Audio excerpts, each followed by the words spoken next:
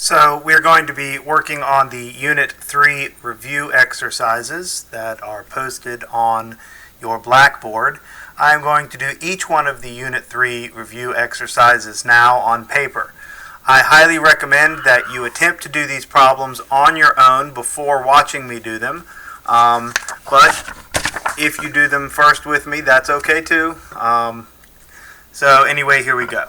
So the first problem, number 1, k of x equals 12x minus 36 divided by x cubed minus x squared minus 9x plus 9. As in all problems when dealing with these rational functions, the first thing that we want to do is look at any domain problems that we may encounter. So the domain is determined by looking at the zeros of your denominator. So we know that x cubed minus x squared minus 9x plus 9 cannot equal 0. We will factor this by grouping, since there are 4 terms. Out of the first 2 terms, we can take an x squared. That will leave x minus 1. Out of the second 2 terms, we can take a negative 9. That will also leave us with x minus 1. Continuing to factor, x squared minus 9 times x minus 1 cannot equal 0. X minus 3, x plus 3, x minus 1 cannot equal 0. We set each of these factors not equal to 0, and we get x cannot equal 3, x cannot equal negative 3, and x cannot equal 1.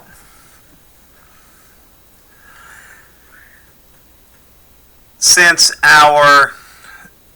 now that we have the domain, we will look at the original equation. The denominator is already in factored form, x minus 3, x plus 3, x minus 1. We look at our numerator, and that is 12 times x minus 3. Since the x minus 3 is on the top and the bottom, that cancels. The 3 here is associated with the canceled term, and that means that this is a whole. Since the other 2 terms do not cancel, these are both vertical asymptotes. In order to determine exactly where this whole is located, we know that the x value is 3. We plug that 3 back into the original equation, and we get the original equation after it has been simplified. We get 12 divided by 3 plus 3 times 3 minus 1.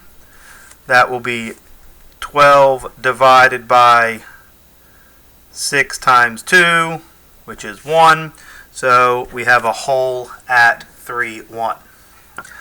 We have looked at domain, vertical asymptote, whole. Since the degree of the denominator is larger than the degree of the numerator, we know that the function has a horizontal asymptote at 0. So horizontal asymptote, y equals 0, because domain of denominator is bigger.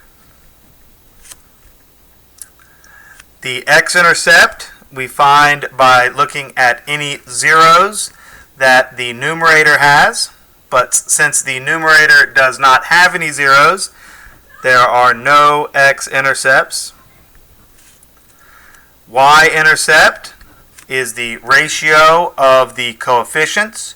So that's going to be 12 on the top. On the bottom we have a 3 and a negative 1. I said ratio of coefficients, I meant ratio of constants. So that's going to be 12 divided by negative 3. That is negative 4. So that is our y-intercept. We will take this information now and put it onto a graph. So our graph